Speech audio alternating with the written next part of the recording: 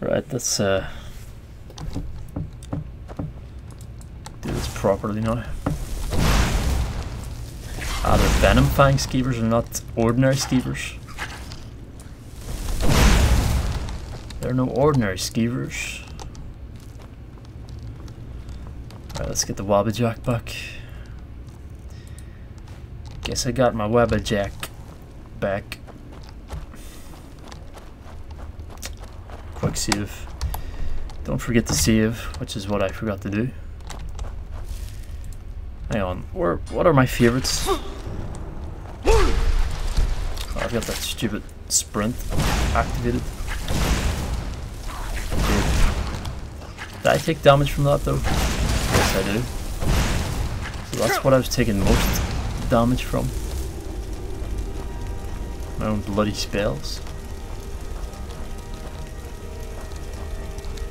Watch out for traps. Okay, now, how do I access my favorites? I forget. I thought it was Z, but it's not. Shift. Ah, Q, yeah, okay. Fast healing. Give me some of that. Back to the Wabbajack. Let's use Wabbajack and healing would be good actually. Good combination. For a bit of a difference. I like to mix things up. Do something different. Yeah. Ice explosion. Eat that. Oh, nice. Watch out for these traps. There are traps around here somewhere. Could have sworn. Yep, here we go. Deactivate. Deactivate. Quick save here. This is where I died last time. More or less. Ow! Bloody traps. Oh, more skiers. Watch out. These guys really hurt. Hey, where are you going? Those things are ugly as hell. Yellow teeth and everything. What the fuck? Gold coins he exploded into? That was epic. I friggin' love this weapon.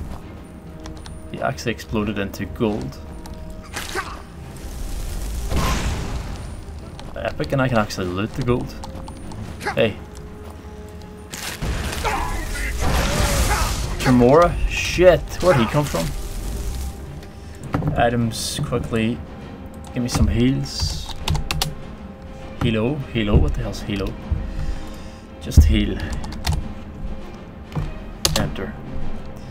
Figures healing, and now I need daggers would be good actually here. Blade of Woe and I'll try Wabbajack. Is he immune to Wabbajack? No, he's not. Fucking hell! What a bastard. Seriously. That is one tough son of a bitch. Dremora. Gotta be prepared for that guy. If at first you don't succeed.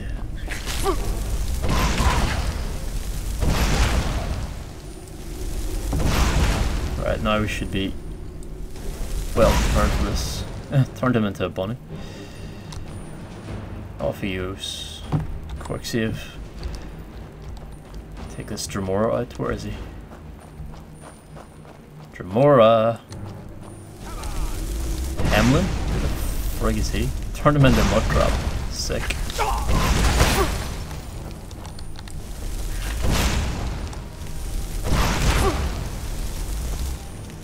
Alright, where's that mud crab? Huh? He just disappeared. Whoa, watch it. Friggin' hell. Alright, now it's changed to weapons now. Blade of Woe and Ebony Dagger. Stabbing time. Where do you go? Let's take him out. God damn, this guy's tough. Some sort of sorcerer. Heal and vigorous heal and poison. Poison of damage health. Finish him. That guy was kind of buggy actually. Hamlin's journal. Vigorous magicka, minor healing. Restoration, okay. What is this? Three Thieves. Sneak increased. Three Thieves by Anonymous. The Anonymous. Like 4chan. The problem with thieves today, said Leodis, is the lack of technique. I know there is no honour among thieves, and there never was. But there used to be some pride, some skill, some basic creativity. It really makes those of us with a sense of history despair. Aemlyn sneered, slamming the book shut. No, slamming down his flagon of grief violently. On the rough-hewn table. Bavek, what do you want us to say? You asks us, what do you do when you see a guard? And I says, stab the fetcher in the back. What do you prefer? We challenge him to a game of chits? So much ambition, so little education, said Leodis with a sigh. My dear friends, we aren't mugging some Nord tourist fresh off the ferry. The Cobbler's Guild Hall may not sound intimidating, but tonight, when the Jew's collection is housed there, before being sent to the bank, the security is going to be tighter than a Kwama's ass. You can't just stab every back you encounter and expect to make it into the vaults. Why don't you explain specifically what you'd like us to do, said Galashish, calmly trying to keep down the tone of the group. Most locals at the Plot and Plaster Corner Club in Tel Arun knew enough not to listen in. But she knew better than to take any chances. The common thief, said Leodis, pouring himself more grief, warming to his subject, sticks his dagger in his opponent's back. This may slay the target, but more often gives him time to scream and drenches the attacker with blood. Not good. Now a good throat slashing, properly executed, can both slay and silence a guard and leave the thief relatively blood free.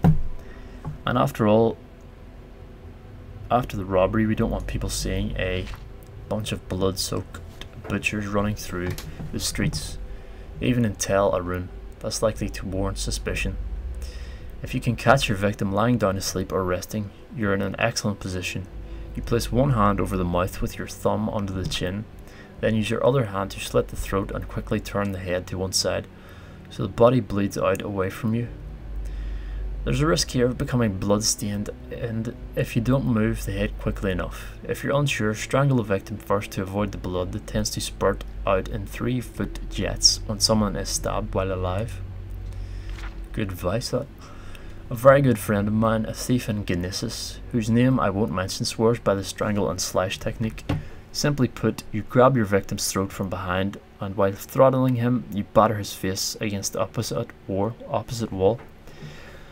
When the victim is thus rendered unconscious, you slash his throat while still holding him from behind, and the risk of staining one's clothes with blood is practically non-existent. The classic technique, which requires less grappling than my friend's variation, is to place one hand over the victim's mouth, and then saw through his throat in 3 or 4 strokes, rather like playing a violin.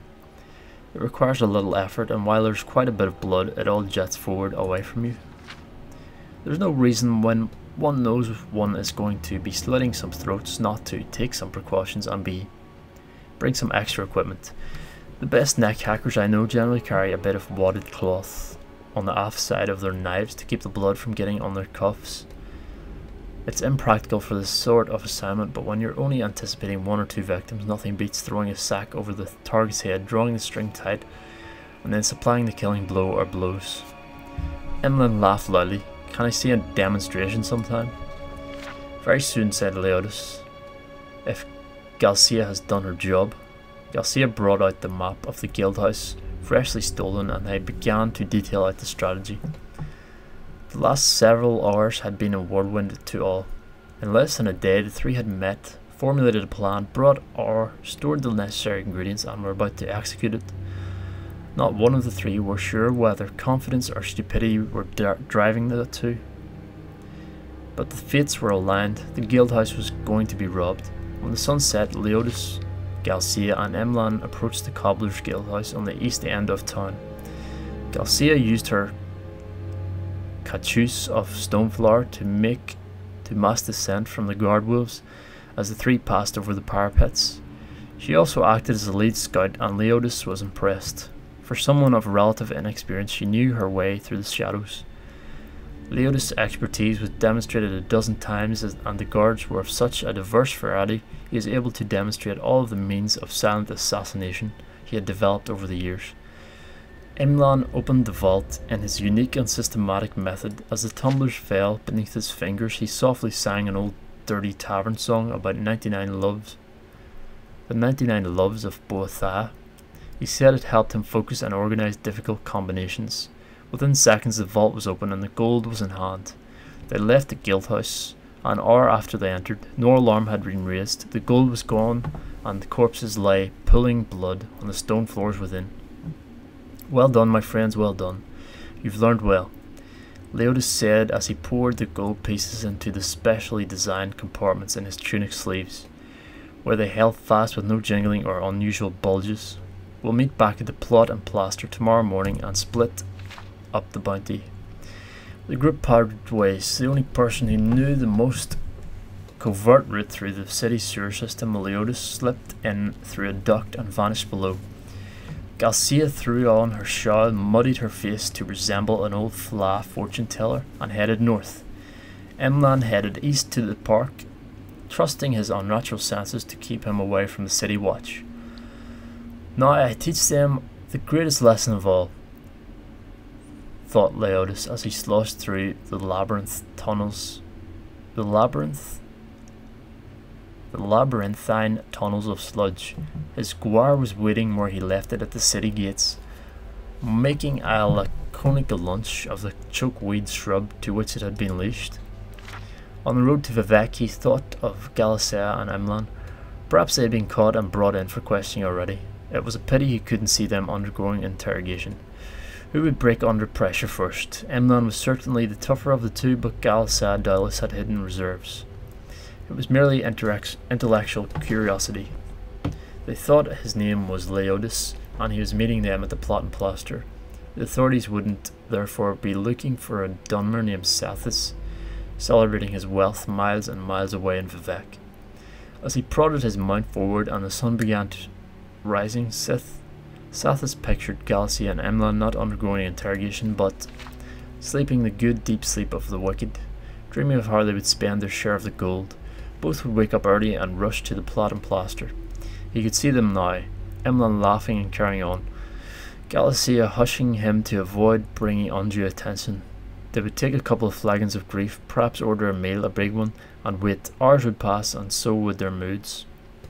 The chain of reactions that every betrayed person exhibits: nervousness, doubt, bewilderment, anger. The sun was fully risen when Sathis reached the stables of his house on the outskirts of Vivek.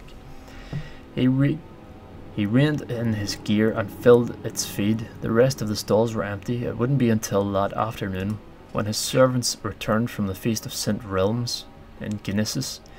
They were good people and he treated them well, but from the past experience he knew that servants talked.